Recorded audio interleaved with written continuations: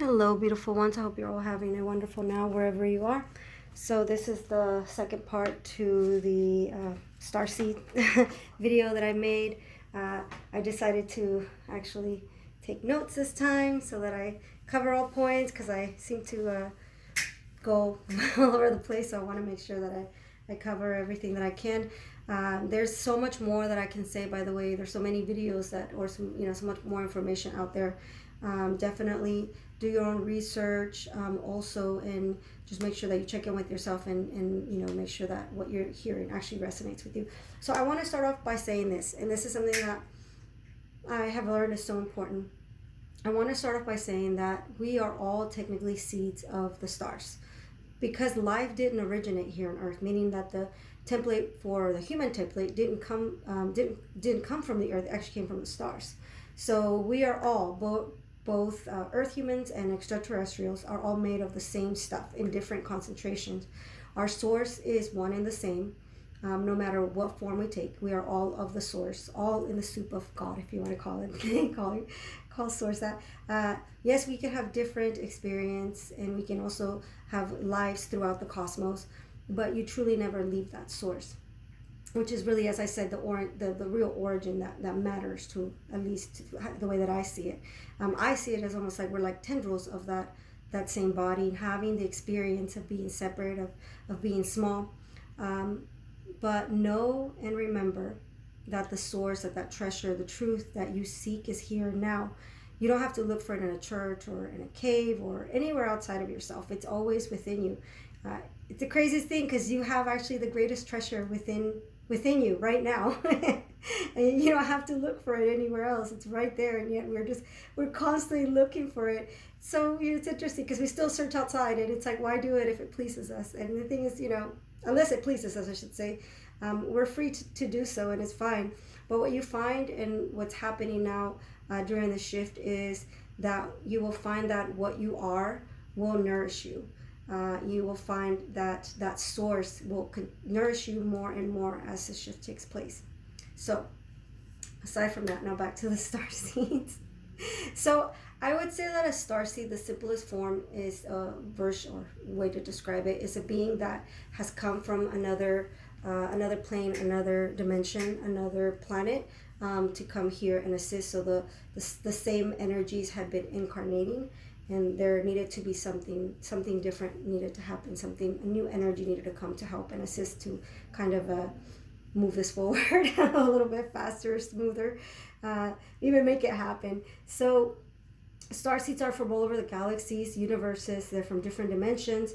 Some of us don't even have bodies where we come from. I have an incarnation where I don't have a body. I just exist as like free energy, and coming from that to having a body is weird. It is not the most comfortable thing to have a body. I am still like, I'm still getting used to it, and I've been here for a while. So anyways, so they come from all over the galaxies. The most common ones that you're going to find here are, due to their proximity and their history with the Earth, are going to be the Pleiadians, Sirians, and the Lyrans, among others. They have been incarnating on the planet in small numbers for a long time. I feel like in a funny way, we've been prepping for this life, so we've come in during different lifetimes to prepare for this life. So now we're coming in larger numbers, especially among the newborns, as I said in the previous video. We may not look different. There's this idea that like starseeds are all like blonde and tall, and they're like, like they barely even look human. They're like perfect. And the truth of the matter is that we come in all colors. In order for us to come and help the planet, we needed to be spread out all over the world. And so we are all over. We come in all colors, all races. Our star seed, I guess our form is human, with some variation. There are some variations that I'm not able to discuss right now, but perhaps later on I will get into. So physically, some may exhibit heightened senses. Just their senses may be different. Like mine are a little bit wonky, in the sense that my hearing is heightened to the point where it's like painful. My senses of my taste and touch are intermixed, and so I can taste things by touching them, which is very odd. So those can be some of the things. They can also be highly intelligent. They can have like larger eyes. They can be empathic. A lot of them have special gifts, like in mathematics and arts and medicine, and think of anything that any subject that can come in useful. But also think about the fact that some of these beings that are coming here are like higher. I don't like to say that, but they're beings that are coming from more evolved places. Let's put it that way, or places that are that you call like the ninth dimension, or and so some of these beings that are coming. Whatever dimension they're coming from, they may have their own gifts that they've developed where they've come from, and things that are just inherent to their soul. So you'll see some of that. And again, I do want to say something, that a lot of the things that I'm saying can also be for humans. This isn't just for starseeds. Some of the traits that you can have humans that have that too. So, but I feel like for starseeds, it's almost like you just know. You have like this knowing, and it's not really something that someone can tell you. It's something that you just kind of know. I do want to say that it's really important to remember that we are not better than anyone else. In the past, there are stories of extraterrestrial beings coming in and being mistaken for angels or for gods and being worshipped, and that is not the case at all for us. We are not superior or above. We are here to help you, and I hope that we're all learning to do that with as much humility as we can. So the other thing, I guess, I was saying, so the physical may not be so different. What's different is, I guess, our consciousness is what's different. We also have a better connection to our extraterrestrial or multidimensional self. But again, we're still having a human experience. It's important to remember that we are here to help and not to escape. So, a lot of us want to try to get away, and, that we find it really difficult to be among humans in big cities. And I struggle with that. And I actually do want to move somewhere with less people, but not completely away. Don't want to move out to the middle of the woods, just a little bit further away from people. But we're not meant to isolate ourselves. We're not meant to, we're here to help. So how are we going to help if we're out in the middle of nowhere and we can't ever, we have no Wi-Fi, no nothing to help any, or no ability to come into contact. I mean, we can, don't get me wrong, even saying that, we can still help out doing that, but most of us didn't come just to do that. Most of us came to help out and be hands-on, and not necessarily hide away. So I know it's very difficult for us to stay with this incarnation at times. But so how to know if you're a starseed? So some have memories that we can access when we're ready or when we're in a heightened state of consciousness. So like meditation, a psychedelic trip, breathing. I mean, there's many different ways that people can achieve this. Some are able to connect with their star families. Some are able to see spaceships. They can connect with the beings on the spaceship. So it's not really something that anyone can really, like I said, can really tell you. You just you feel it in your soul and your being. It's like the stars call out to you. And a lot of us will feel actually homesick. We'll look at the stars and we'll actually feel homesick. We miss home. We know that as much as we may love Earth, we know that this isn't necessarily a planet, if that makes sense. That's how I felt for a long time, and that's why it was so important for me to go back home. And by the way, when I would go back home, and I don't do this anymore, I mean, I still go back, but I don't do it the way that I used to. I would actually ground to that planet, to my home planet, and then I would come back here and I would give the codes that I downloaded from that planet onto the Earth. So that planet has like ascension codes, or has like codes that are needed to help the grid of this planet. And so it was something that that some of us do also by going back home. So so the most important thing I would say out of all this stuff that I've talked about is that we feel a strong sense of purpose. We feel a call to action, and right now is that time to call forward and develop those gifts that we came with. And some of the tips for Starseeds is to not isolate, like I was saying earlier. Share your gifts, create. It's safer than ever now to be here and to openly share talents. I know for some of us that maybe came in during times where it was not safe to share that, where maybe we'd have been stoned or and that could be for humans too, right? You may have gifts that maybe you're kind of hiding because it wasn't safe for you to have those share those gifts, but now it's safer than it was then. So you can you can feel more free to do that, to share your gifts. Remember that you're not alone. You have so much help. I always tell, and this is for everyone, connect to nature, connect with your star family, connect to your source.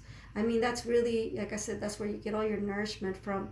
And that can help you, because that can also provide you with some guidance and support, and opening up to that guidance around you out loud, saying that you're open to the help that is around you. And you have a lot of beings that are around you, and that's for all of us, all beings.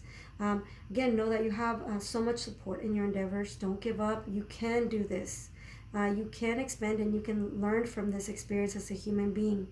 I mean, we knew when we volunteered that it would be challenging, but we also knew the importance of us being here. We knew that the shift was going to be a big one, and we knew that it was something that was like all hands on deck. We needed to come and we needed to help. And so we knew the importance of the shift, and we knew that we had the ability to assist, and that what we do here also affects our civilizations too. We're all in this together. We're not doing this separate. So we as I said, when we volunteered, we knew that it would be challenging, and we also knew that we would have the tools to be able to make it through, and to be able to do what we came here to do. If you are feeling lost, please ask for help. You have also the power to heal yourself. Remember that. Remember your power. Remember what you came here to do. Take action, even if it's just small baby steps. Just take one step. If that's all you can do, it will get easier, especially when you start opening yourself to help and to guidance. So other thing that's really important, I find, is to honor the human experience. Whether you've been on planet Earth and you've evolved with planet Earth and you were one of the original, or you've been a soul that's been with Gaia, and you've been evolving, or you're a starseed. This human experience is so fragile and yet so powerful and so beautiful in ways that I can't even describe at this moment. And before coming, I didn't understand why humans lived in conflict, why they existed in such discord, why they suffered so within a created paradigm, a self-created paradigm. I understand much better now. This has itself resulted in my compassion, respect, and love for humanity. Exponentially growing humanity. Humanity. I love you. I just can't say your name properly. So I feel like now my reason for coming and my commitment is stronger than it was. Falling in love with humanity, like I have fallen in love with this earth, like I have shared in the past. She deserves so much respect and so much love, and she is just not giving up on us, and I'm not giving up on her, and I'm not giving up on you guys either, because you guys are amazing and you guys are totally worth it. So I can say that perhaps for me, I may not know or understand the human experience in the few incarnations that I've had compared to a soul that evolves on this planet millions and millions of times, or incarnated millions and millions of times. But I know enough to say that the earth and her inhabitants, which, her plant and animal kingdom, including the humans, of course, are worth saving. They are worth a place in the universe. There is goodness, love, strength, courage, kindness, compassion, and wisdom here. They can evolve, they can grow. Not all are hopeless. I know that now, not just from observation, but through being a human among humans, being born into the same conditioning, programming, being lost in the dream, believing that I was just a singular detached body and nothing else, being in complete darkness and feeling completely lost. And I'm telling you, out of the darkest shadow came out the brightest light, because that's how I came out of that, out of this human experience. That's how I feel. Like, I have flourished so much beyond anything that I could possibly imagine, and I am beyond grateful for this experience. And I know that we all have the ability to feel the same way. Like I said, not all is hopeless here. I know that a lot of us, as we go through our experience, will have like a switch that will get turned on, and that's like our awakening. And that could be, you know, if you're a star seed, it could be you remembering who you are. If you're, you know, if you're a human, if you're earth seed, I don't know what to call. I hate the separation part of it. I really don't like it, to be honest with you, being like the earth seeds and the human. It's like we're the same. We're like, we're of the same source. So it's just the language is just the language that I have to work with, and that's why I have such a hard time speaking sometimes. So anyway, so we have like a switch that gets turned on, and we start to remember who we are, or we start to ask questions, and we start to look beyond what we've been told and beyond what we know. We start to search for meaning and for happiness and for purpose. You know, it helps to know that it can be challenging in the beginning, but you do learn more and more, kind of oscillating back and forth, and you kind of find a balance. You learn to respect and appreciate the great opportunity that we have right now, the gift that we have.